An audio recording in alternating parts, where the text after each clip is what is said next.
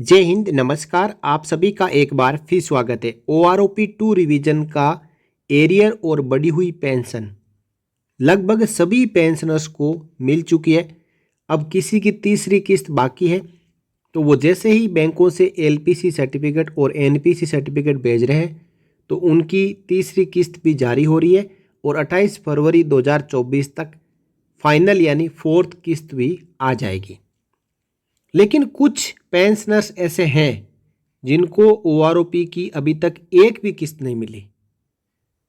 OROP revision लागू है, लेकिन 20 जनवरी 2023 को जब PCDA ने सर्कुलर 666 जारी किया और उसके बाद मार्च में फर्स्ट इंस्टॉलमेंट PCDA द्वारा पेंशनर्स को जारी की जा रही थी, इसी दौरान कई पेंशनर्स ऐसे थे जिनकी पेंशन का माइग्रेशन बैंक से इस पर्स में हो चुका है। अब इन पेंशनर्स ने ये अज्यूम कर लिया, ये मान लिया कि हमें 1 रैंक 1 पेंशन 2 का एरियर और पेंशन लागू ही नहीं है। लेकिन ऐसा देखने को आया है कि कई ऐसे पेंशनर्स हैं जिन्होंने अभी तक कोई कार्रवाई ही नहीं की, जबकि उनको OROP 2 लागू है। अब इन पेंशनर्स को क्या करना है वो मैं आपको इस वीडियो में बताऊंगा, और ये कार्रवाई आप सबको जिनको OROP की अभी तक एक भी किस्त नहीं मिली है उनको जरूर करनी है। इन पेंशनर्स को सबसे पहले अपने प्रीवियस PDA यानी जहां से जिस बैंक से वो पेंशन ले रहे थे उस बैंक में जाना है और वहां पे पेंशन क्लर्क से ये पूछना है कि मेरा जो PPO है उस PPO के मुताबिक मुझे OROP 2 लागू है या नहीं, और मेरी पेंशन और बेसिक का फिक्सेशन कितने पे हो रहा है उसके अनुसार मुझे एरियर कितना मिलना चाहिए था। तो आपको वो जानकारी ज़रूर देंगे। यदि वहाँ से बैंक से आपको जानकारी नहीं मिलती है तो आप खुद अपने 7वें पे कमीशन के जो EPPO है उस EPPO के मुताबिक OROP सर्कुलर 666 में अपनी पेंशन टेबल के मुताबिक बेसिक पेंशन को चेक करें, और यदि वो पेंशन आपके 7वें पे कमीशन के PPO से ज़्यादा है तो इसका मतलब आपको OROP 2 लागू है। केवल प्री मैच्योर रिटायरमेंट वालों को छोड़ के बाकी सबको एक बार ये अपनी जानकारी जरूर चेक कर लेनी है जिनको OROP का एरियर अभी तक नहीं मिला है। अब एक बार आपको ये कंफर्म हो जाए कि आपको OROP लागू है और आपको बैंक ने एक भी किस्त जारी नहीं की है और ना ही आपकी पेंशन का रिवीजन किया है, तो आपको अपनी बैंक से जहां से आप पेंशन ले रहे हैं वहां से नॉन पेमेंट सर्टिफिकेट लेना है। नॉन पेमेंट सर्टिफिकेट का फॉर्मेट आप अपनी स्क्रीन पर देख पा रहे हो। इसमें क्या लिखा रहेगा वो मैं आपको थोड़ा सा बता देता हूं, और उसके बाद आपको एप्लीकेशन किस प्रकार लिखना है वो भी मैं आपको बताऊंगा। साथ ही आपको ये दोनों फॉर्मेट कहाँ से मिलेंगे वो भी तरीका बताऊंगा। तो इस नॉन पेमेंट सर्टिफिकेट में ये लिखना है certified that no payment oblique arrear of 1 rank 1 pension revision with effect from 1 July 19 has been made to pensioner Shri आपका नाम due to migration of pension to PCDA pension Prayagraj इस पर ऑन डेट, किस तारीख को माइग्रेशन हुआ है वो डेट यहाँ पे लिखनी है। ये मोस्टली उन्हीं के लिए काम आएगा जिनका मार्च अप्रैल के दौरान माइग्रेशन हुआ है। With LPP date on authority of pension payment order number या EPPO और इस पर PPO लिख सकते हैं, इश्यूड बाय PCDA 2 PCDA या PCDA pension Prayagraj, PCDA naval Mumbai और PCDA Subroto park New Delhi.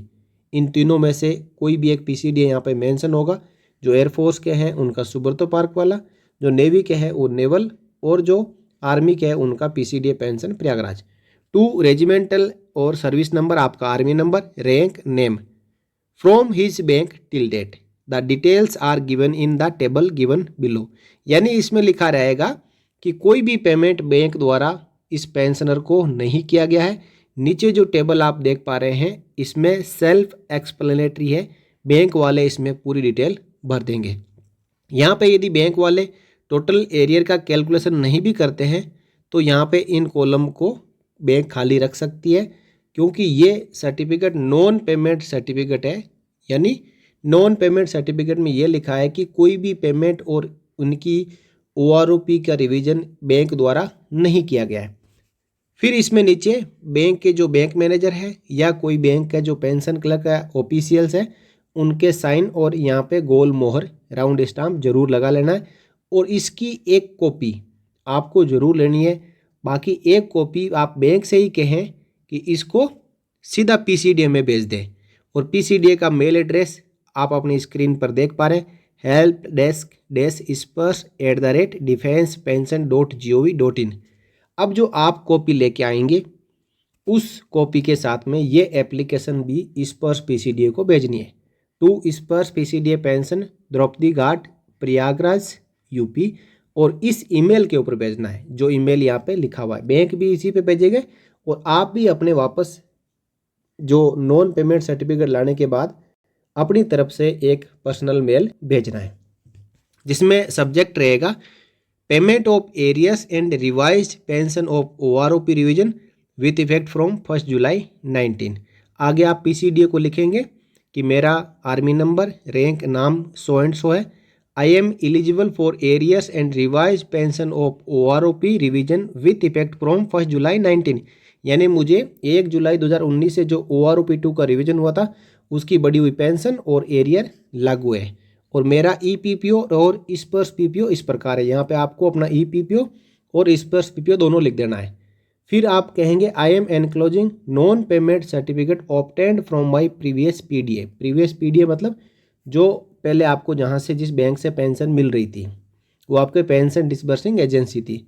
फिर और फाइनली आपने लिखना है you are requested to revise my pension and pay arrear with effect from 1 July 19 as per PCDA pension Prayagraj circular number 666 dated 20 January 23। यानी मेरी pension का revision 1 जुलाई 2019 से किया जाए और 1 जुलाई 2019 से जो मेरा एरियर बन रहा है वो एरियर भी जारी किया जाए PCDA के सर्कुलर नंबर 666 दिनांक 20 जनवरी 2023 के अनुसार। नीचे आप अपना साइन करें, आर्मी नंबर, रैंक, नेम लिखें, मोबाइल नंबर जरूर लिखें और यहाँ पे अपनी तारीख लिखें। यहाँ पे आप चाहें तो ईमेल एड्रेस भी लिख सकते हैं और इन दोनों को लेटर और नॉन पेमेंट सर्टिफिकेट को स्कैन करके और PCDA की ईमेल ID helpdesk.spurs@defensepension.gov.in के ऊपर सेंड कर दें। यदि आपको OROP का रिवीजन और एरियर लागू है तो आप ईमेल भेजते ही इसके ऊपर कार्रवाई हो जाएगी और आपको PCDA की ओर से SMS मिल जाएगा कि आपकी एरियर की किस्त कितनी बन रही है और वो किस तारीख को आपके खाते में क्रेडिट की जाएगी। यदि आपको एरियर बनता है तो फर्स्ट, सेकंड और थर्ड किस्त ये तीनों का अमाउंट एक साथ मिल जाएगा और जो फाइनल है वो 28 फरवरी 2024 तक मिलेगी। और यदि आपको एरियर लागू नहीं है तो आपको PCDA बता देगा कि आपको एरियर लागू नहीं है, आपकी जो पेंशन का फिक्सेशन है वो पहले से ही OROP 2 की पेंशन से ज़्यादा है। लेकिन जिनको अभी तक कोई भी किस्त नहीं मिली है वो एक बार पेंशन टेबल के मुताबिक 666 सर्कुलर के मुताबिक अपनी पेंशन टेबल से पेंशन चेक करें। यदि वो पेंशन ज़्यादा निकल के आ रही है और आपकी प्रेजेंट बेसिक से तो आपको OROP 2 लागू है, लेकिन मिला इसलिए नहीं कि उस समय आपकी पेंशन का माइग्रेशन बैंक से स्पर्श में हो गया और अब स्पर्श को नॉन पेमेंट सर्टिफिकेट चाहिए। तो ये थी जानकारी। मैं ये नहीं कह रहा हूँ कि हर एक पेंशनर को ये लागू है। कई ऐसे पेंशनर है जैसे JCOs कैटेगरी है, ऑनरी कमीशन अफसर्स है, उनकी पेंशन का फिक्सेशन पहले से ही ज़्यादा है। लेकिन यदि कोई OR है और प्री मैच्योर रिटायरी नहीं है तो वो इस वीडियो में बताए गए तरीके से अपनी पूरी पेंशन की जानकारी चेक कर लें और ये एप्लीकेशन PCDA को भेज दें। ये थी एक छोटी सी जानकारी लेकिन आपको ये एरियर दिला सकती है। इस वीडियो में इतना ही। इस वीडियो को आप शेयर कर सकते हैं और जो एप्लीकेशन और NPC का फॉर्मेट है वो इसी वीडियो के डिस्क्रिप्शन में आपको मिल जाएगा।